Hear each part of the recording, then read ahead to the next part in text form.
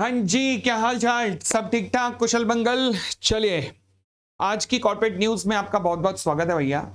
And आज हमारे पास खबरें हैं जी सोनी के मर्जर को लेकर, हमारे पास बायजूस से रिलेटेड खबरें हैं, हमारे पास गो फर्स्ट एयरलाइंस से रिलेटेड खबर है और हमारे पास खबर है इरोज इंटरनेशनल को लेकर, क्योंकि एक मीडिया कंपनी है। ओके। तो सबसे पहले शुरुआत कहां से करें? चलिए जी सोनी के मर्जर से ही शुरू करते हैं, बट इससे पहले कुछ और चंद बातें। ये वीडियो अगर आपको पसंद आती है, पहली बात ये वीडियो है क्या? ये वीडियो है कॉर्पोरेट इवेंट्स पर। ऐसे कॉर्पोरेट इवेंट जिनके नॉलेज हर प्रोफेशनल कोर्सेज करने वाले स्टूडेंट, चाहे वो सीए हो, सीएस हो, सीएमए हो, इन सबको होनी चाहिए। तो उन सब के लिए कॉर्पोरेट अपडेट है, ताकि वो अपनी नॉलेज को कॉर्पोरेट वर्ल्ड में जो घटनाएं हो रही हैं, वो करंट अफेयर्स इवेंट जो कॉर्पोरेट वर्ल्ड के हैं, उनसे अपने आप को अपडेट रख सकें। क्योंकि शायद हमारे पास इकोनॉमिक टाइम्स या फाइनेंशियल एक्सप्रेस पढ़ने का रोज टाइम ना हो, या फिर शायद हमारी ऐसी खबरों की तरफ शायद हमारा ध्यान ना जाए। पहली बात, अगर आपको ये चैनल पसंद आता है, अगर आपको ये न्यूज़ आज की पसंद आती हैं, तो प्लीज़ इस चैनल को सब्सक्राइब कीजिएगा और शेयर कीजिएगा ज़रूर। अगली बात, वीडियो आगे बढ़ाने से पहले, क्योंकि भाई मेन काम है लॉ पढ़ाना, तो लॉ से रिलेटेड बैच जरूर बताना है बच्चों को। वो क्या कि अब पोपली सीएमए के अंदर भी आ रहा है, सीएमए इंटर या सीएमए फाइनल। तो कॉस्ट एंड मैनेजमेंट अकाउंटेंसी जो करने वाले बच्चे हैं, उनके लिए सीएमए एक्सक्लूसिव बैच, चाहे वो इंटर का हो या फाइनल का हो, 15 जुलाई से ये शुरू होने वाले हैं। ये क्लासेस आपको सीओसी एजुकेशन के थ्रू मिलेंगी। तो ये क्लासेस मेरी सीओसी एजुकेशन के साथ में हो रही हैं। तो आपको ये क्लासेस 15 जुलाई से सीओसी के एजुकेशन के प्लेटफॉर्म पे भी मिल जाएंगी और amitpublicclasses.com की वेबसाइट पे भी मिल जाएंगी। ठीक है जी, चलिए अब हम आज की कथा को शुरू करते हैं। चलो जी, श्री गणेश किया जाए। सबसे पहले कहा Sony warns on the Zee merger. भाई साहब, जैसे ये खबर आई ना, हिल गए सारे इन्वेस्टर्स। कैसे? सबसे पहले तो सोनी की एक स्टेटमेंट आई थी सुबह कि हमें कोई दिक्कत नहीं है, जो भी चल रहा है चलता रहे। तो बट शाम तक सोनी ने एक नई खबर जारी कर दी, वो ये कि हम जो भी रेगुलेटर एक्शन ले रहा है उसके ऊपर बड़ा क्लोज वॉच कर रहे हैं, and this may affect the deal. तो भाई साहब, कंपनी के शेयर प्राइस में अगर आप मूवमेंट देखो तो पहले तो 180 से सीधा 190 टच कर गया, उसके बाद वापस गिरता गिरता 180 से नीचे आ गया। अब सर है क्या? अब है ये कि रिसेंटली पुनीत गोयनका, जो जी एंटरटेनमेंट लिमिटेड के डायरेक्टर हैं, और सुभाष चंद्र, जिनके ऊपर बैन लगाया है सेबी ने कि भैया आप दोनों बाप बेटे किसी भी लिस्टेड कंपनी में नहीं रहोगे। तो पुनीत गोयनका ने कहा है कि मैं रहूं ना रहूं, ये वतन रहना चाहिए। बहुत बहुत धन्यवाद तेरा भाई साहब, ये स्टेटमेंट तुमने जारी कर दी।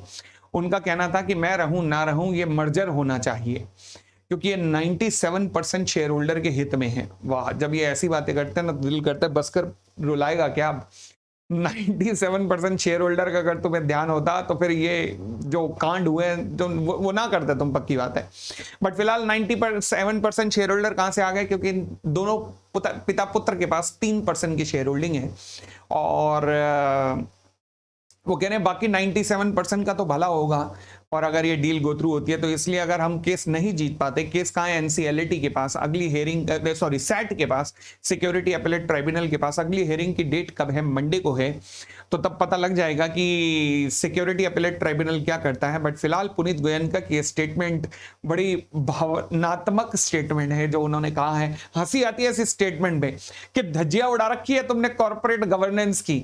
शेयर प्राइस 300 से ला चुके हो 170 पे, और आप कहते हो कि 97% के लिए शेयर होल्डर के लिए अच्छी है, अच्छी खबर है। अगर इतनी 97% शेयर होल्डर की पड़ी होती तो ये जो डिफॉल्टर वाले बाकी तुम्हारे केस चल रहे हैं, इंडिसेंट बैंक ने केस कर रखा और बाकी बैंकों ने केस कर रखा है, इनका अमाउंट पे करके खत्म करो। मजे ले रहे हैं फालतू के, बताओ, इन्वेस्टर से। फिलहाल तो ये कहते हैं जी हमारे 97% इन्वेस्टर्स के लिए बेनिफिशियल है, क्योंकि 97% शेयर जो है वो इन पिता पुत्र के अलावा बाकी लोगों के पास है, और 3% इनके पास है। तो ये कहते हैं अगर मैं एमडी नहीं भी रहता तो भी कोई दिक्कत नहीं है, डील हो जानी चाहिए, फिर भी डील होनी चाहिए। भैया तुमने तो कह दिया डील होनी चाहिए, बट दिक्कतें नहीं पता। चलिए अब इस न्यूज का एनालिसिस कीजिए। अब हुआ क्या है? इस डील को अभी तक अप्रूवल मिली है किसके द्वारा?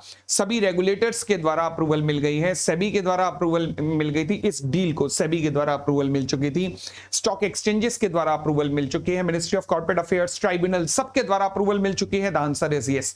परंतु अब स्कीम के अंदर जरा सा भी चेंज हुआ जरा सा भी स्कीम के अंदर चेंज हुआ तो होगा क्या, फिर दोबारा अप्रूवल के लिए जाना पड़ेगा, again it will take lot of time. भगवान मालिक है। तो यानी कि सबसे फेवरेबल जजमेंट जो मुझे लगता है वो होगा यही कि ये दोनों हट जाएं, मगर उसमें थोड़ा सा डिले जरूर हो सकता है। और I think Sony will also appreciated कि चल डिले हुआ तो अच्छा हुआ, परंतु अब नया मैनेजमेंट जो मुझे लगता है फिर सोनी का ही आना चाहिए इस पर।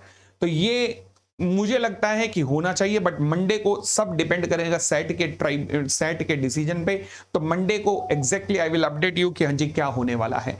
मंडे को होगा जरूर कुछ ना कुछ, ये पक्की बात है इस डील के अंदर। चलिए आगे बढ़ते हैं। अब गो फर्स्ट एयरलाइंस जिसकी हम चर्चा आजकल कर रहे हैं, वो क्या, कंपनी ने section 10 of the insolvency and bankruptcy code के अंदर अपने वॉलेंटरी बैंक्रप्सी की एप्लीकेशन फाइल की है कि हाँ जी हम हो गए हैं तबाह, हमें बचाने की कोशिश करो। और कंपनी ने अब मांगे हैं, लेंडर्स से मांगे हैं $122 मिलियन कि हमें चाहिए, नियर अबाउट कितना हो गया, 600 करोड़ समथिंग। हाँ जी, तो मुझे 600 करोड़ रुपए लाके दो ताकि अब हम रिवाइवल अपना कर सकें। वाह वाह वाह वाह, तुम कांड किए जाओ और तुम उनसे बैंकों से और पैसे लिए जाओ। तो बहुत सारे बैंक्स इन्वॉल्व हैं, central bank of India, डॉइचे bank वगैरह, ये सब इन्वॉल्व हैं। और इसके प्रपोजल पे भी डिसीजन मंडे को आने वाला है कि फाइनली क्या बैंकों ने डिसाइड किया है। आई डोंट थिंक सो कि बैंक इसको एडिशनल फंडिंग करेंगे। द ओनली थिंग इज कि बैंक कहेंगे कि एक काम करो, मैनेजमेंट चेंज करते हैं, नया मैनेजमेंट लाते हैं, इस मैनेजमेंट को हटाइए, कोई नया परचेजर मार्केट से लेके आते हैं और उसके हाथों में कंपनी सौंपते हैं। जो मुझे लग रहा है, जो मेरा एनालिसिस कहता है कि वो ये होना चाहिए। But still I will keep on updating you कि क्या हो रहा है। Getting it? तो ये डिस्कशन चलती रहेगी कि क्या हो रहा है, क्या हमारा एनालिसिस ही सही जाता है कि बैंकों का यही एक्शन होना चाहिए या कुछ और एक्शन होता है। चलिए देखते रहेंगे, आगे बढ़ते हैं। फिर आज एक और खबर आई, हाँ जी, बायजूस को लेकर। बायजूस से रिलेटेड आप खबर जानते हैं कि डेलॉयट ने बायजूस के audit as an auditor resign कर दिया है। रीजन ये है ना कि बायजूस ने अभी तक अपनी फाइनेंशियल स्टेटमेंट सबमिट नहीं किया। हालांकि डेलॉयट का अपॉइंटमेंट 2025 तक था, बट उन्होंने 2 साल पहले ही रिजाइन कर दिया कि भैया हम इनका ऑडिट नहीं कर सकते हैं। ऑडिट इसलिए नहीं कर सकते क्यों, क्योंकि अपनी स्टेटमेंट को सबमिट करने में, फाइनेंशियल स्टेटमेंट को सबमिट करने में ही इतना डिले कर रहे हैं, तो इसलिए उन्होंने रिजाइन कर दिया। बट खबर जो निकल के आई है कि मिनिस्ट्री ऑफ कॉर्पोरेट अफेयर्स ने इंस्पेक्शन ऑर्डर कर दिया है बायजूस के। बड़ी अभी रिपोर्ट है, कंफर्मेशन कहीं से नहीं आई। इनफैक्ट बायजूस ने भी इस रिपोर्ट को डिनाई किया है। बट सूत्रों से खबर यही पता लग रही है, मेरे सूत्र कोई नहीं है भाई, मैं तो तुम्हें पूरी खबरें जो न्यूज़पेपर, जो डिफरेंट आर्टिकल्स में आती हैं, उनको छान छून के तुम्हें करंट अफेयर्स के रूप में बताता हूं। फिलहाल ये न्यूज़ है कि मिनिस्ट्री ऑफ कॉर्पोरेट अफेयर्स ने इंस्पेक्शन कंपनी के अगेंस्ट ऑर्डर कर दी है, तो बायजूस के खिलाफ, तो एक बहुत बड़े एडटेक जाइंट के खिलाफ ये एक अच्छी खबर नहीं है।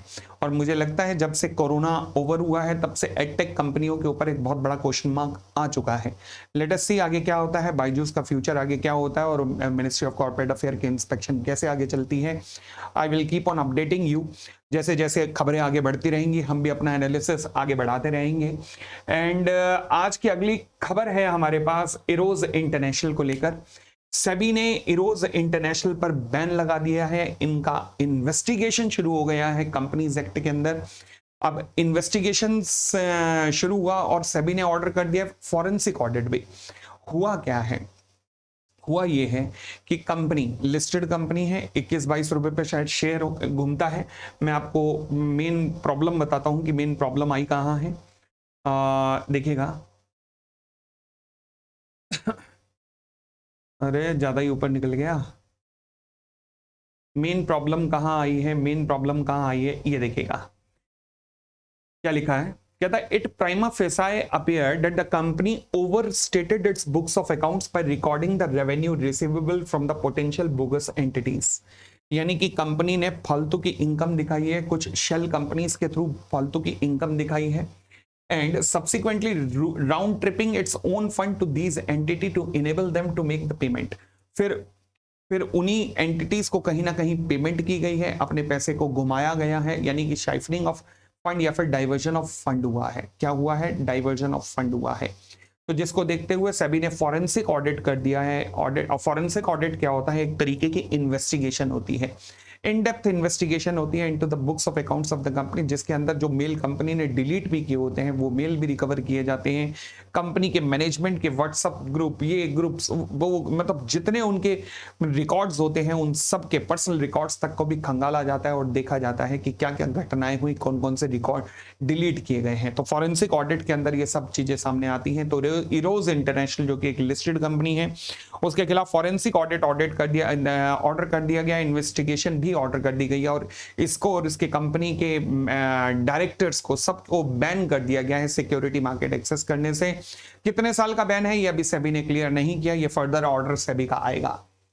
ठीक है जी, तो ये थी हमारी आज की सारी खबरें जिनकी मुझे लगता है आपको जानकारी देनी जरूरी थी। हम ऐसे ही और न्यूज़ के साथ मिलते रहेंगे। मंडे को खासकर हम मिलेंगे, आज सैटरडे है, मंडे को हम मिलेंगे क्या क्या सोनी डील वगैरह में फर्दर अपडेट क्या है और ऐसे ही कई अपडेट के साथ। मीनवाइल मैं आपको रिकॉल करा दूं, संडे को हमारा एनालिसिस चलता है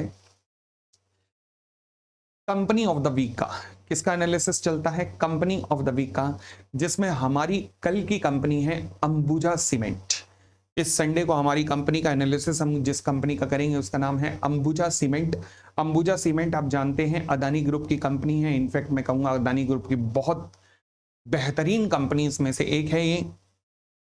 अब हुआ क्या है, आप जानते हैं कि अचानक से लास्ट वीक अदानी के स्टॉक प्राइस या शेयर प्राइस धड़ाम से नीचे गिरे हैं, जिसके पीछे रीजन ये है कि यूएस के अंदर कुछ हलचल हुई है, जिसकी डिस्कशन हम कल करेंगे इन सारे फैक्टर्स की।